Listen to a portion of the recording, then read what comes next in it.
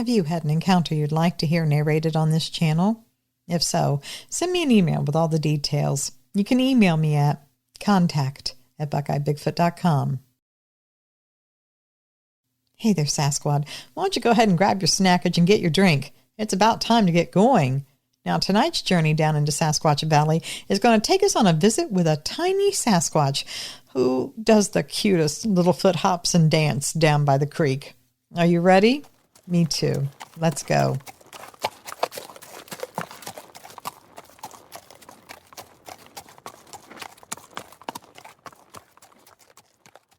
My name is Clifton, but everybody just calls me Cliff. If you saw me, you would probably look right past me. I work at an auto center, so I always have dirt and oil all over my hands and under my nails. I mostly do tires and balancing, but I do help with other things. I have a really long beard, lots of tattoos, and even though I'm as nice as can be, kids tend to be scared of me.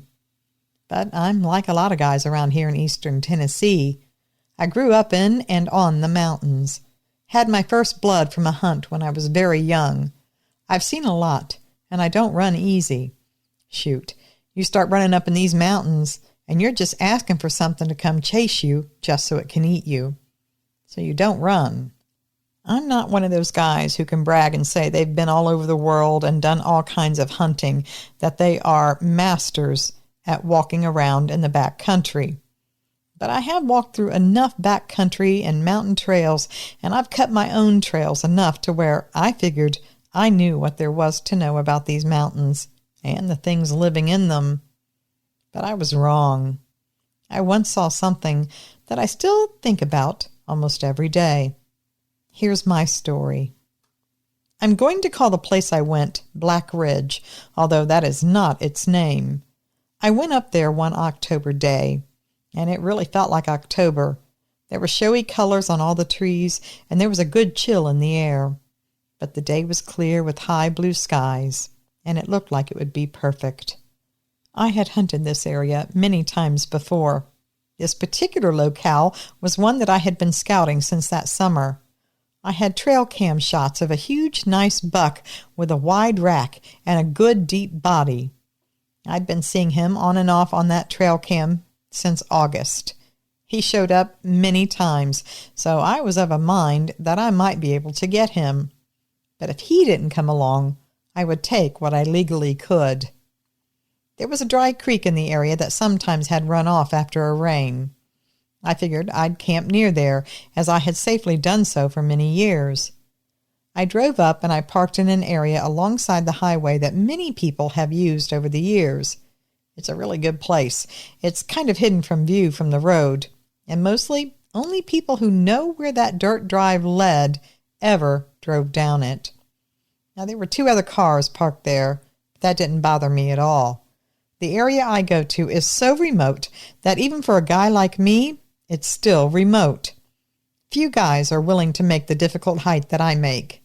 In 12 years of going there, I have never ran into another person. I did a last-minute check of all of my gear, strapped my pack on, and started my hike in. I hiked a long distance until I saw where I needed to head upwards. From there, I hiked up and over the ridgeline, then over and down at an angle to the creek that I planned to camp near. But man, crossing that ridge, it was like being at a big party, and then all of a sudden you step out to the garage for a smoke. As soon as I crossed over that ridge, everything went quiet. I mean, there was not a bird twittering. There were no tree limbs popping with squirrels jumping from tree to tree. No leaves rustling. No wind. There was nothing. It was all hushed and muffled. But I brushed it off. My mind was on that buck, or anything that I could get. I didn't pay the silence no mind, but I should have, I reckon. I mean, I knew that it could be a predator making things silent in the area, but I really didn't worry about anything being there that I couldn't deal with. So I did what I have always done. Checked my land, checked the trees, checked my six, moved forward slowly, repeat. But I saw nothing all the way down to the creek. But when I got to the creek, I saw something I could not explain. Footprints. These were not bear or any kind of prints I had ever seen. These prints were down deep in the mud at the creek shore. They had been there for a while, because the creek area was now dry and crusted over. But those prints looked like they were put down in wet mud. But we hadn't had any rain in probably 2 weeks. I stopped to look at them carefully. I then pulled out the small tape measure that I kept to measure my hunts. The print was 17 inches long and almost 8 inches across at the ball of the foot, though some of these may have been distorted by sliding in the mud. Toes were there, but some of the prints were squished, as I said. They weren't very clear, but there were 5 toes on all of them. Now those prints were over an inch deep in the mud. I couldn't figure out what could make that kind of print. From where I was squatted looking at them, I then looked down the creek shore, and I saw the whole line of prints. The prints were almost in an exact straight line, one right in front of the other. I stood up, and I followed the prints for several yards. I was looking for a clue to tell me what they were. But some distance down the creek bank, I suddenly saw another set of prints appear. These were formed exactly like the large set of prints, but these were much smaller. They measured about 5.5 inches long and just over 3.25 inches across the ball of the foot. Now this set of smaller prints appeared suddenly out of nowhere. After looking at the direction of the feet that had first pointed one way and then the other, and then the way they followed alongside the larger prints, I was led to believe that the larger one had been carrying the smaller one, then set the smaller one down to walk on its own beside it.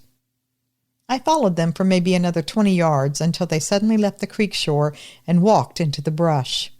I did not follow them any further. I stood there, and I wondered if what I was seeing was real. I already had an inkling in my mind. I went back and forth that it was probably just some jokester out there. But then I reasoned with myself, this is just too far out. No one comes out here. But then that would mean that they were real, and I really didn't want to think about that either. So I took a good look again at the prints, shook my head, put them out of my mind, and walked up to the creek to my camp spot, which was about a 1/4 mile from the prints. When I got to my camp spot, I got set up. Then I went and I put my stand in the spot I'd already scoped. Went back to my camp, had my little dinner, and I slept early, and I slept like a baby with no problems all night. I was up before dawn, and I followed my GPS in the darkness to find my stand. The morning had been disappointing. I sat there, but nothing moved all morning. I'd never seen anything like it.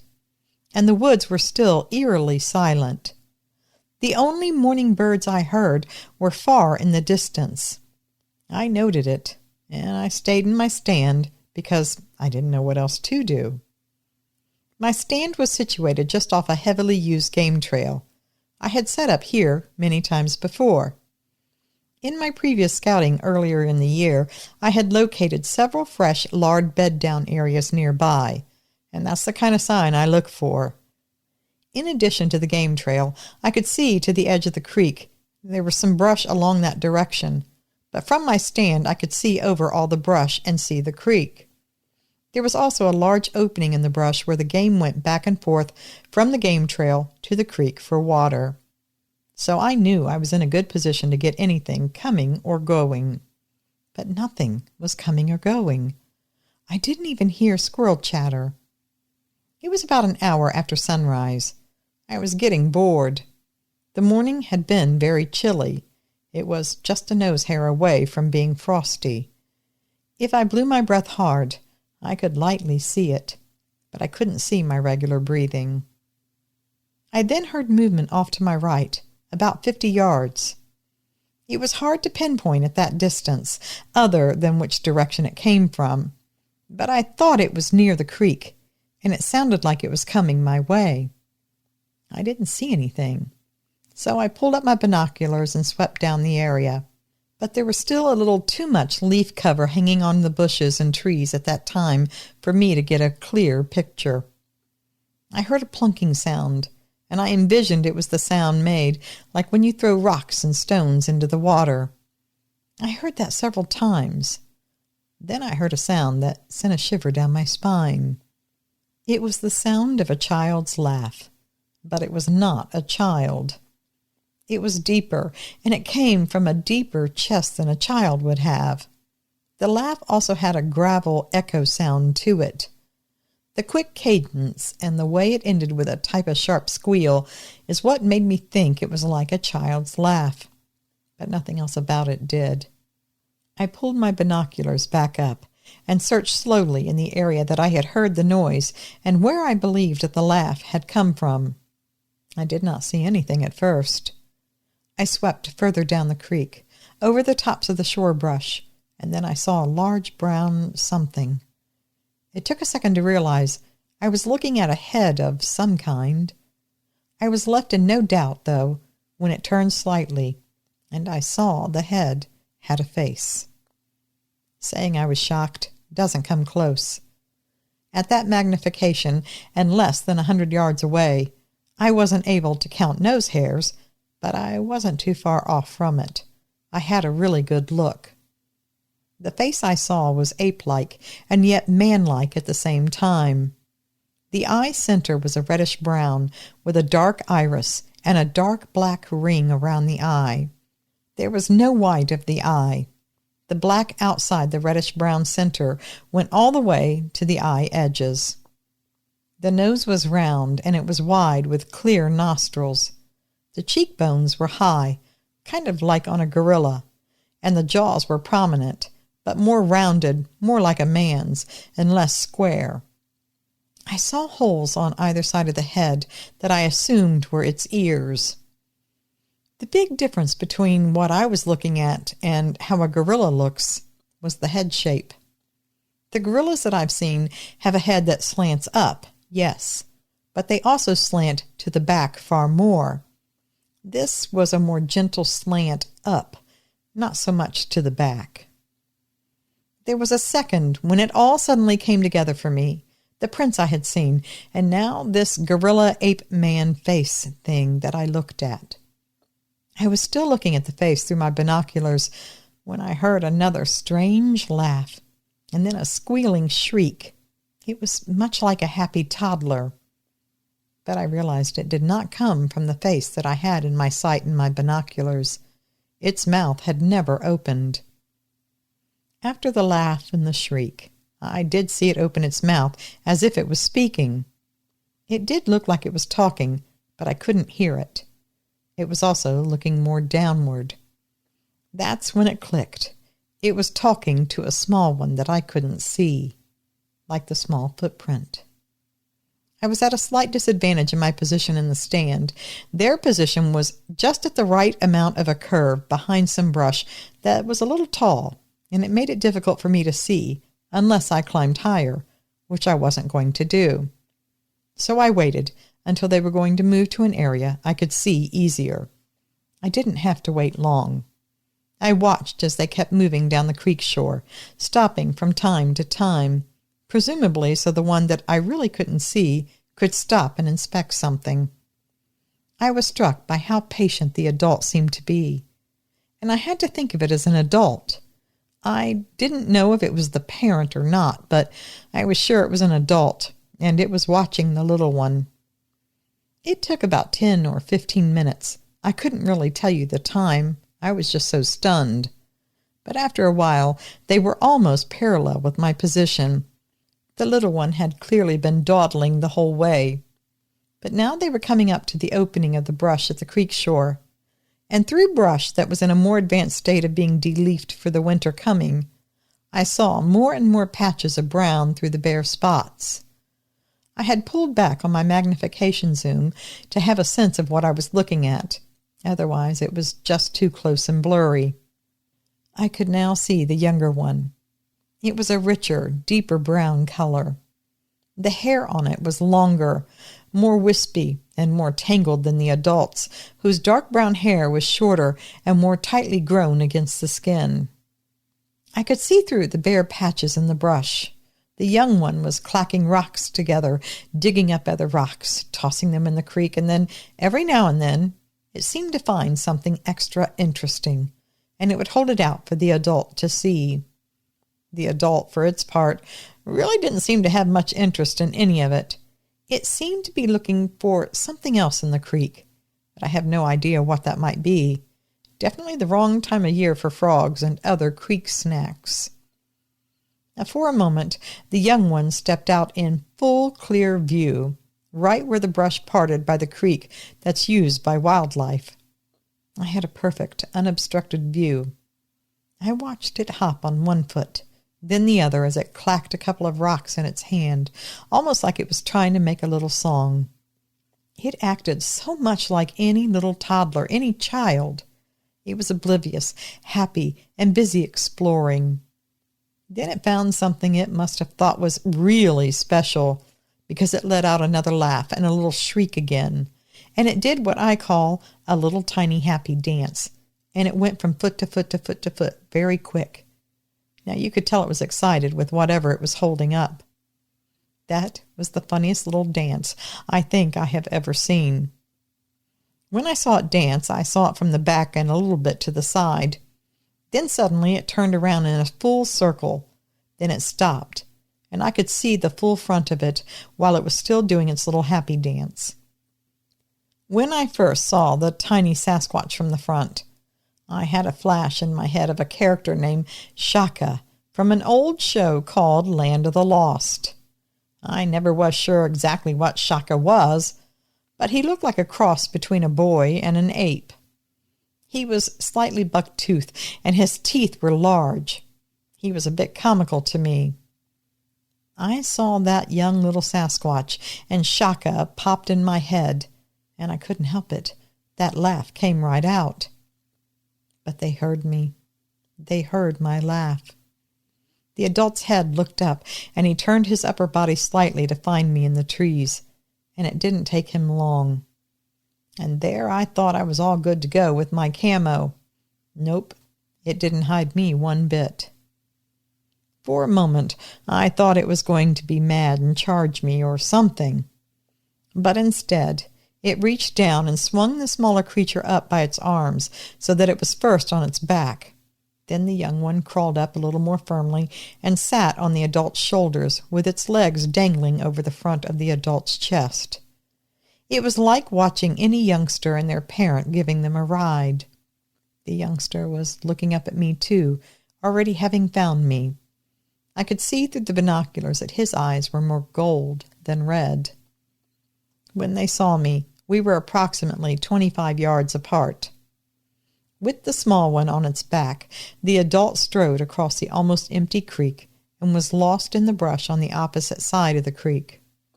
I listened to the retreat until I couldn't hear them any more. I was paralyzed. I didn't know what to do, and I didn't really want to move.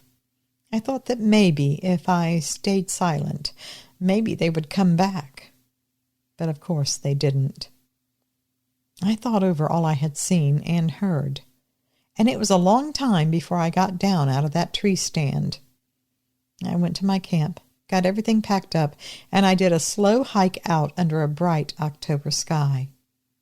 I had a lot of thoughts and even a lot of questions for myself. I'm sure you have plenty for me too. The first thing I am always asked, why didn't I shoot it? And I don't know why that is everyone's first question. I had my bow with me and a backup .357, but at no point did I think or feel that I needed to shoot it, either of them. I really felt like I was watching a parent with its child, just enjoying the day innocently. Now, if it had started toward me in a threatening way, I absolutely would have blasted it. But it was peaceful to watch. It's like the way that I like watching does with their foals. I would never take out a doe with her foal. I am a hunter, but I do have hard lines I will not cross. I do know there are guys who think nothing of doing that. They don't care if they take several does in a buck-only season. I'm just not that guy. So as I watched them together, I did not have a thought to kill either or both. Just no. I hiked out of there and I drove home, kind of in a mind fog. I remember thinking about what I'd seen over and over and over. And just like I knew the footprints were not the work of some jokester, I knew that wasn't some jokesters at the creek either. The most obvious is the location. I told you it was remote, and let me tell you, it really is. For someone to try a prank all the way out there, hoping to just prank some random hunter or hiker, well, the whole thought is absurd. Being seen by someone out there would be like 1,000,000 to 1 shot. I know what I saw that day, and it's been 7 years, but I'm still in awe of it. I've went back there many times, but there are no more footprints, and I've never seen another Bigfoot by the creek, sadly. I've stayed there overnight for many nights, and I did everything that I've heard people say to do. Wood knocks, rock clacks, fry bacon. I've done all of it, but they have not come back. I'll keep going, and I'll keep hoping. It's been 7 years since I saw them. I'll never forget how the little one did his little foot-hopping dance and how happy he sounded. I'm not a sappy kind of guy, but dang it, he was cute. All right, well, thank you for that email, Clifton.